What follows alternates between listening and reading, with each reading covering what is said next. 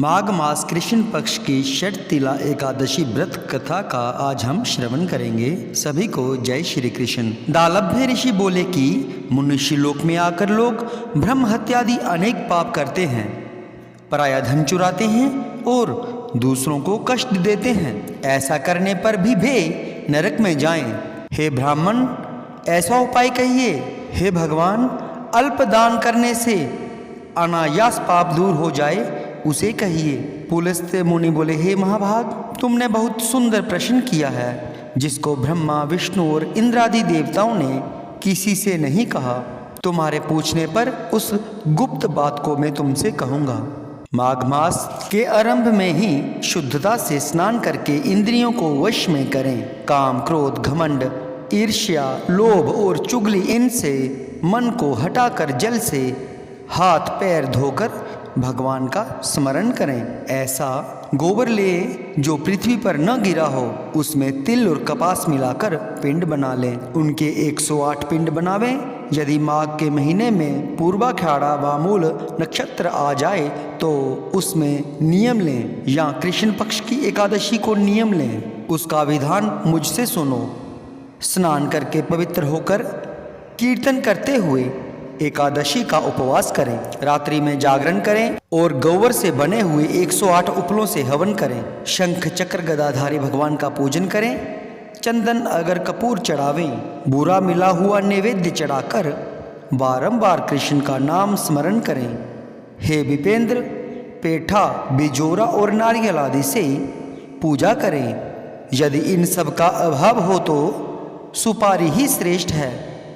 फिर अर्घ्य देकर जनार्दन का पूजन करके प्रार्थना करें। हे कृष्ण, आप दयालु तथा पापियों को मोक्ष देने वाले हो। हे जगतपते, मेरे दिए हुए अर्घ्य को लक्ष्मी समेत स्वीकार करिए। फिर छत्र, उपानह और वस्त्र ब्राह्मणों को पूजन करें। जल से भरा हुआ कलश दें और कहें कि श्री कृष्ण भगवान मेरे ऊपर प्रसन्न हो। खेत में तिल बोने से जितनी संख्या में तिल पैदा होते हैं, उतने 1000 वर्ष तक वह मनुष्य स्वर्ग में निवास करता है। तिल से स्नान, होम, तर्पण, भोजन और दान करें। यह 6 प्रकार की विधि पापों का नाश करती है। इसी से इस एकादशी का नाम षटतिला एकादशी कहा गया है। नारद जी बोले, हे कृष्ण, हे भक्त भावन, षटतिला एकादशी का क्या फल मिलता है? यदि आप मेरे ऊपर प्रसन्न हैं तो इतिहास समेत मुझसे कहिए। श्री कृष्ण बोले, जैसे वृतांत मैंने देखा है वह मैं तुमसे कहता हूँ। हे नारद, एक ब्राह्मणी मनुष्य लोक में ब्रह्मचर्य व्रत का पालन करती हुई देवताओं का पूजन करती थी। वह पूर्णमास व्रत में लगी हुई सदा मेरी भक्ति करती थी। कृष्ण का उपवास करती हुई पूजा में लगी रहती थी। नित्य व्रत करने से उसका शरीर दुर्बल हो गया। फिर बहुत दिनों के बाद मैंने मन में विचार किया कि कठिन व्रतों के करने से इसका शरीर शुद्ध हो गया है। शरीर को सुखाकर इसने स्वर्ग जाने के योग्य अपना देह बना लिया है। इसने अन्न का दान नहीं किया, जिससे कि सबकी तृप्ति होती है। उसकी जांच करने को मैं मनुष्य लोक में गया। भिक्षुक का रूप धारण करके भिक्षा पात्र लेके ब्राह्मणी से भीख मांगने लगा। तब ब्राह्मणी बोली, हे ब्राह्मण, तुम कहाँ से आए, सो मुझसे सत्य कहो। फिर मैंने कहा, हे सुंदरी, भिक्षा दो। तब उसने क्रोध से भरकर मिट्टी का ढेला मेरे भिक्षा पात्र में डाल दिया। फिर मैं स्वर्ग को चला गया। महाव्रत करने वाली तपस्विनी भी व्रत के प्रभाव से देह समेत स्वर्ग में पहुंच गई। मिट्टी के पिंड दान करने से उसको एक सुंदर घर मिला, परंतु उस घर में अन्न और धन नहीं था। जो उसने प्रवेश किया तो वहां कुछ भी नहीं देखा।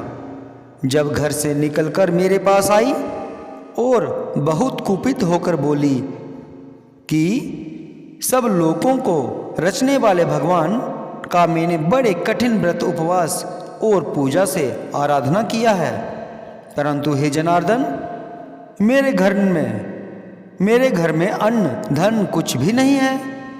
तब मैंने उससे कहा कि तू जैसे आई है उसी तरह अपने घर चली जा। देवताओं की स्त्रियां कौतूहल के वश तुझको देखने आएंगी।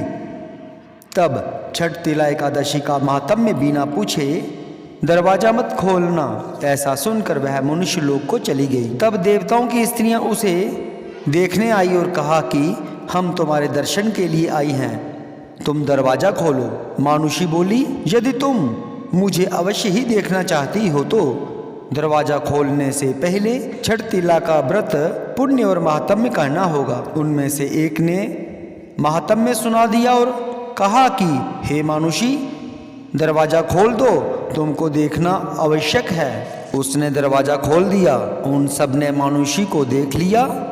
हे द्विज श्रेष्ठ, वह न तो देवी है, न गंधर्वी और न आसुरी है, न नागिन है। जैसी स्त्री पहले उन्होंने देखी थी वैसी ही वह भी थी। देवियों के उपदेश से सत्य पर चलने वाली उस मानुषी ने मुक्ति और मुक्ति को देने वाली छठ तिला का व्रत किया।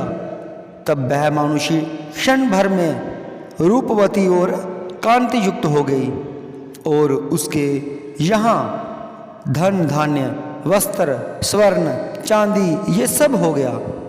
विधि पूर्वक किया हुआ दान सब पापों का नाश करता है। हे मुनि सत्तम, इससे शरीर में थकावट अनर्थ अथवा कष्ट नहीं होगा। फल आहार, इस दिन भगवान श्री कृष्ण की पैठा नारियल सीताफल सुपारी आदि से पूजा की जाती है। इस दिन तिल से बना हुआ आहार शास्त्रकारों ने बताया है। जय श्री कृष्ण।